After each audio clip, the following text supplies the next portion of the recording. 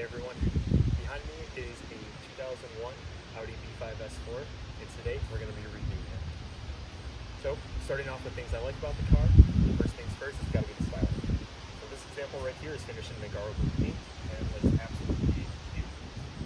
This has aftermarket wheels, aftermarket suspension, and it's got some tints on it, so it's going to look a little bit nicer than some of the base models, but for a car that's 23 years old, the looks are still there. It still looks a 70 completion today. If you brought this to a car show, you're going to get a lot of views, a lot of people interested, and I think the looks have definitely held up over time.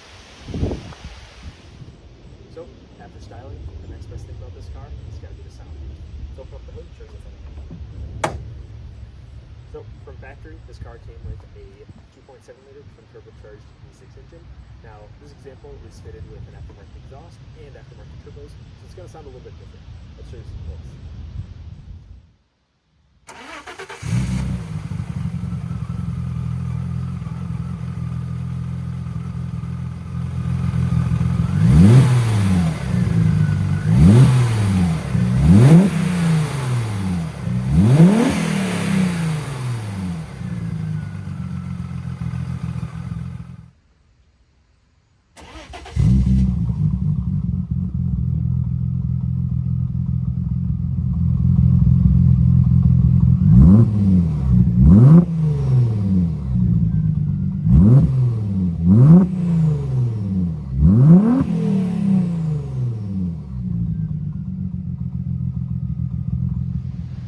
So, the next thing I want to talk about is the tunability.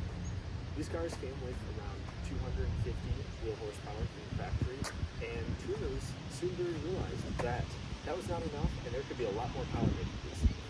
Common upgrades include bigger turbos, bigger injectors, bigger fuel pump, exhaust and intake, and then putting a tune on it, and people are able to push close to 400, if not more than 400 horsepower, with pretty good reliability.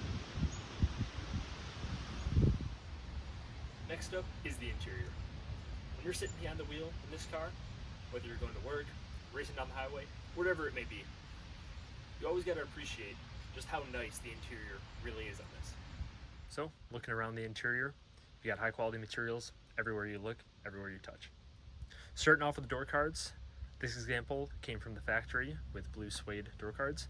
Now, if you opted for the full leather package back when this was new, these door cards as well as the seats would both come with leather. Next up, you've got the trim pieces scattered throughout the interior. This example has carbon fiber trim pieces, which were taken off of an Audi RS4 of this generation. Stock from the factory, you could either get wood trim or silver trim. Next up, you've got high quality materials throughout the rest of the interior, including the steering wheel, the shifter, the doors, the dashboard, the glove box, all of which are mostly soft touch leather, which you love to see because they don't rattle.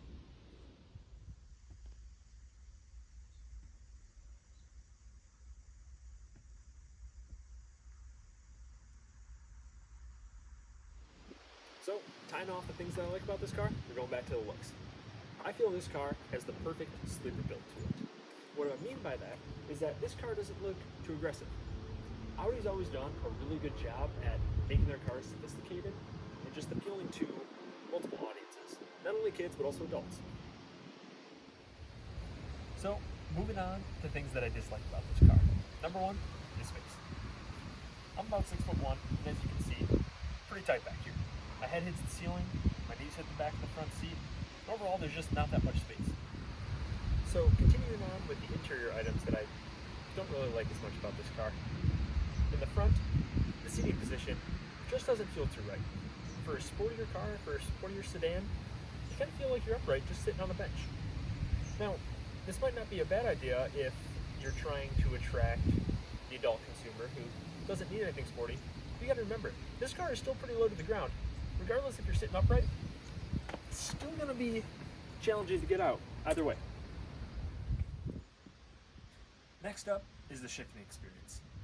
Now this car is a 6-speed manual, and the clutch feels fine, but the shifter itself, not so much. Now rolling through the gears of the car off, doesn't seem too bad. But when you're driving, it's almost like the shifter gets stuck in each gear. You kind of have to pull it out and into the next one.